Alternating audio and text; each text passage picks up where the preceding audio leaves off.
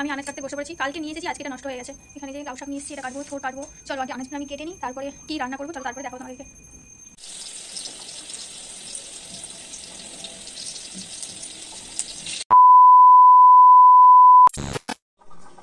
Hello everyone, সকালটা শুরু করলাম চা দিয়ে।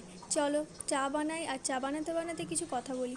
আসলে এই ভিডিওটা না বেশ কয়েকদিন আগের, আচ্ছা পরে বলবো, তার আগে ইন্ট্রোটা নিয়ে নিই। চলো, হ্যালো এভরিওয়ান, গুড মর্নিং।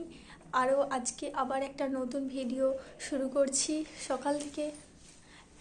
এখন আমরা চা খাচ্ছি, তোমরা ভিডিওটা দেখতে থাকো। আই হোপ আজকের এই ভিডিওটা তোমাদের অনেক ভালো লাগবে।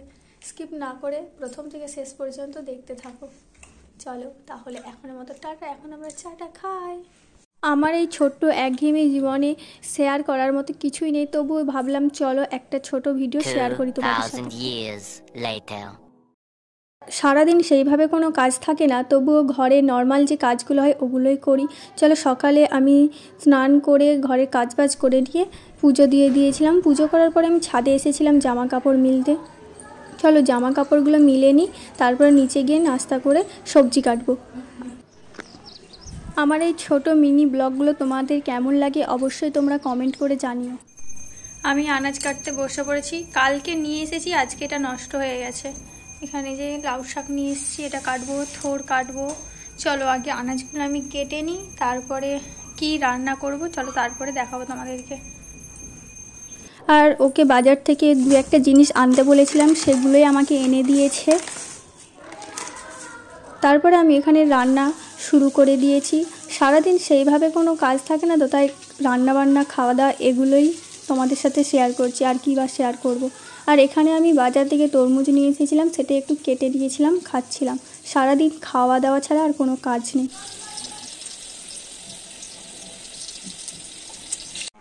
এখানে লাউ শাকের ঝোলটা হচ্ছে। তোমাদের কার কার লাউ শাকের ঝোল খেতে ভালো লাগে জানিও। আমার তো বেশ ভালোই লাগে লাউ শাকের ঝোল খেতে।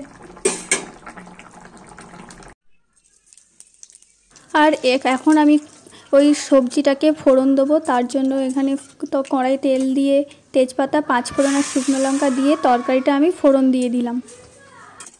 হয়তো কথা বলার মধ্যে অনেক ভুলভ্রান্তি হচ্ছে, আটকে যাচ্ছে প্রথম তো, তাই তোমরা একটু প্লিজ মানিয়ে নিও। আর এখানে আমি থোড় ভাজা করতে বসিয়ে দিয়েছি। থোড় ভাজা আগে আমি কোনোদিন খাইনি, এই প্রথমবার বানালাম। এখন রান্না হয়ে গেছে আমার, বসে আছি, এখন একটু ফোন ঘাঁটছি। তারপরে যখন ও বাড়িতে আসবে তখন ভাত খাবো, তো একেবারে তখনই তোমাদের সাথে দেখা হবে ভাত খাওয়ার সময়।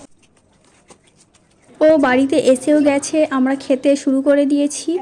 আর হ্যাঁ, থোড় ভাজা তোমরা কে কে খেয়েছো অবশ্যই কমেন্ট করে জানিও। এখানে বকবক করতে করতে খাচ্ছিলাম। চলো খেয়ে নিই, তারপরে দেখাবো। Good evening guys. চলো এখন আমি বেরিয়েছি একটু দর্জি দোকানে, তার জন্য কোনো জিনিসটা নিতে লাগে। চলো যাওয়া যাক।